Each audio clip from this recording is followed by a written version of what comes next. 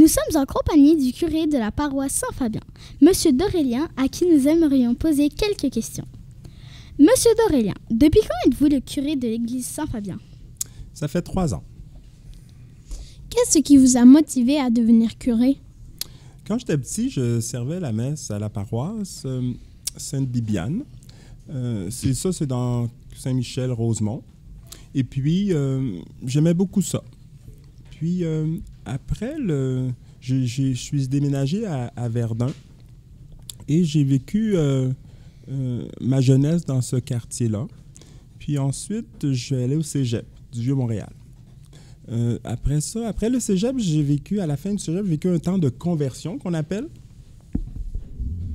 De conversion qui m'a amené à découvrir ma foi en Jésus.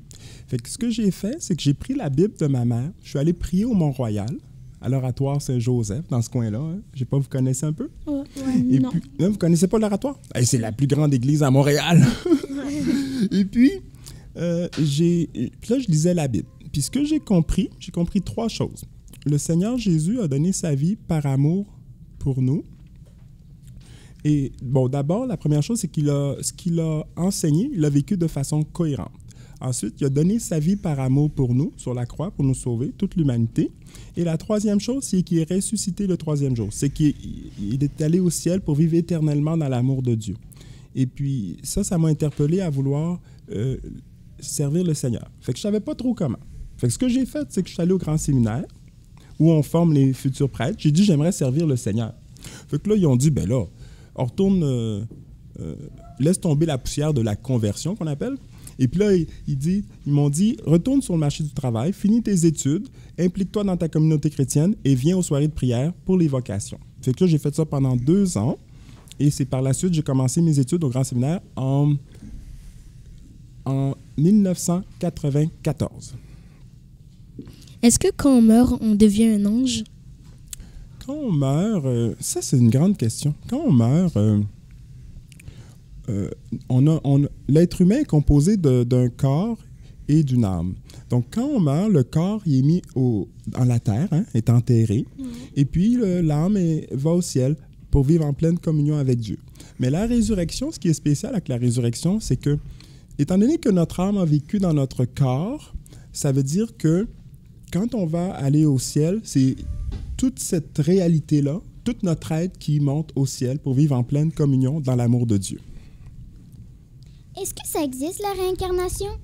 La réincarnation, du point de vue catholique, n'existe pas parce que, c'est ce que je viens de mentionner, c'est que quand on meurt, étant donné qu'on retourne vers le Père, vers Dieu, puis on ressuscite, là, je veux dire, on est appelé à ressusciter éternellement, à vivre éternellement dans l'amour de Dieu. Donc, on ne revient pas sur la terre parce que la réincarnation, je crois que c'est un peu un retour sur d'autres formes sur la terre. Est-ce que Jésus a vraiment fait des miracles? Oui, Jésus a vraiment fait des miracles parce qu'on peut penser aux noces de Cana. Il est allé à un mariage, c'était la fête, puis à un moment donné, il manquait de vin. Hey, c'est-tu plate, ce mariage, qui manque de vin? Oui.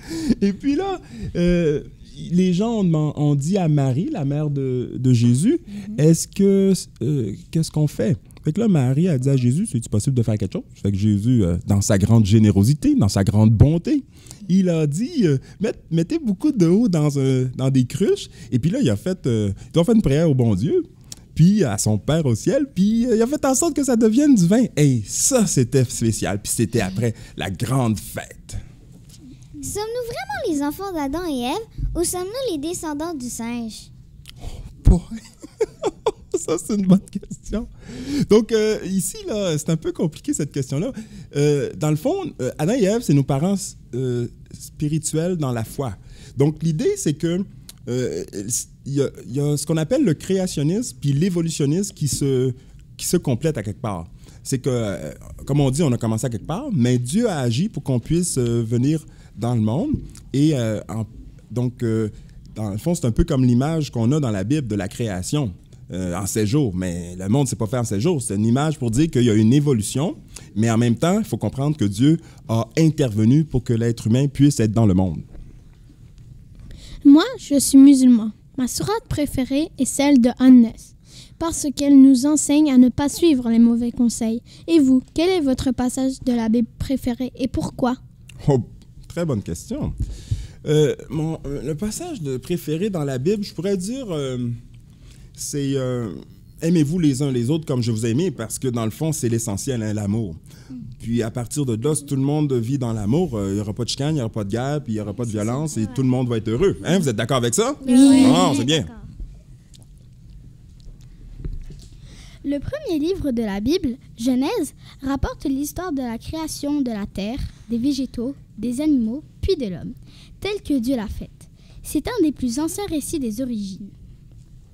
Monsieur Dorélien, est-ce que c'est Dieu qui a créé la Terre ou est-ce que c'est à cause du Big Bang, cataclysme, qui sera à l'origine de la naissance de la Terre, mais également de l'ensemble de notre système solaire? Très bonne question.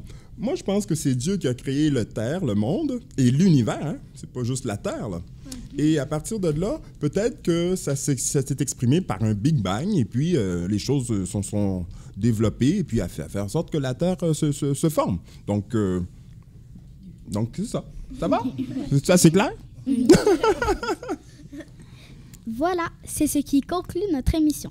Je tiens à remercier mon équipe de chroniqueurs ainsi que notre technicienne Alicia. Je remercie également le curé de la paroisse Saint-Fabien qui a gentiment accepté notre invitation. Nous vous disons à la semaine prochaine et vous rappelons qu'il est important de bien s'entendre, même si on est différents et qu'il y ait la paix sur la terre.